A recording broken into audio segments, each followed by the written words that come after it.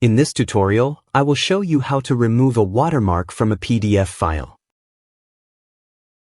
First, go to Google and search for Canva PDF Editor.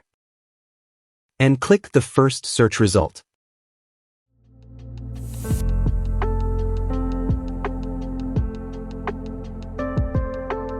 Click this button to upload your PDF file with the watermark.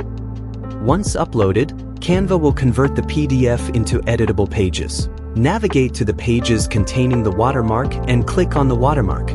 Now click the delete icon and select Delete Frame.